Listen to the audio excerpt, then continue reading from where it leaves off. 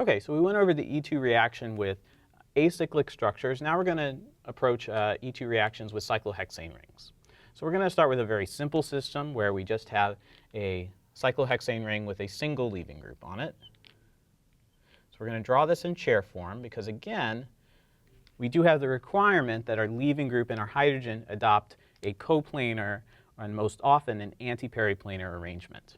So here we'll draw a good leaving group in, and we're going to use a bromine atom. Okay, we'll draw in some hydrogens just so we can keep track of everything. So we'll primarily focus on this carbon in front for our elimination reaction. The carbon in back on the other side of the ring, it's equivalent. So by looking at one, we can look at both of these. Okay, so here's our ring structure, and we look at this, and we're going to want to determine, does bromine have a hydrogen that is anti to it in this structure? Okay, so again, we're going to have to do a Newman projection to sort of observe whether or not this has an antiperiplanar relationship between bromine and hydrogen. So again, we're going to draw our little eyeball in. We're going to look down this bond here. Okay, and we're going to draw a Newman projection. Okay, so again, our Newman projection. All right, so our front carbon is going to be this cyclohexane carbon with the two hydrogens on it. So in one of the positions, we'll have our equatorial hydrogen.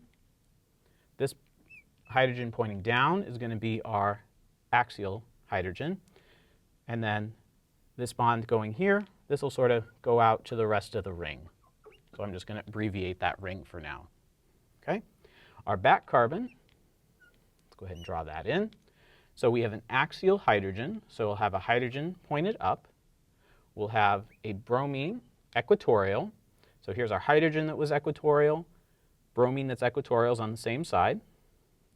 And then our last bond is the ring bond, and so that's also going to connect around to the ring.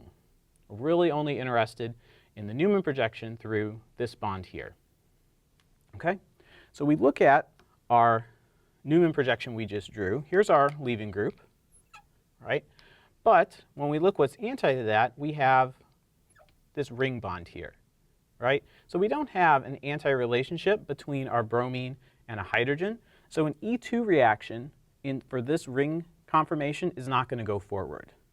So if we tried to do an E2 in this ring conformation, we would get no reaction. It's not going to work. Okay? But what we know we can do is we can take one ring structure and we can do a ring flip and convert all the equatorial substituents into axial substituents. So if we do that, we'll draw an equilibrium, and we'll redraw our cyclohexane ring in the chair flip form. Okay? So this bromine was down and equatorial, so now it's going to be down and axial. There's our hydrogen, and we'll have a hydrogen in an axial orientation and a hydrogen in an equatorial orientation. Okay? So again, we will do a Newman projection, and we're going to look down that same bond. Okay? So we're going to look down, put our atom with hydrogens on the front, in front, and our bromine is going to be in back, just like in this structure. Okay, so we're going to redraw that Newman projection. Right. So now we have an axial hydrogen pointed up.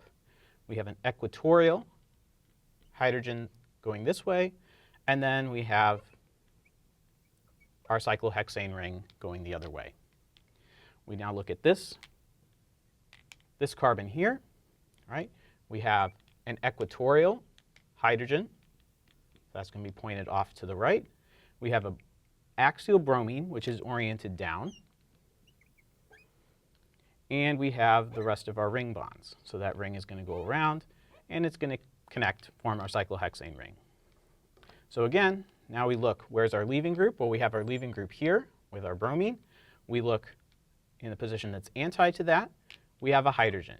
So now we can do our E2 elimination because we have an antiperiplanar relationship between these two, hydrogen and bromine.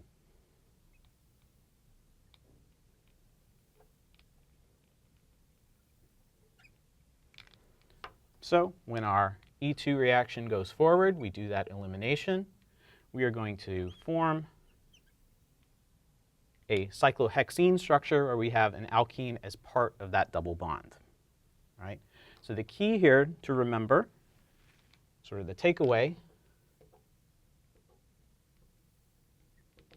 you must have the leaving group and a hydrogen both in axial orientations for the reaction to take place.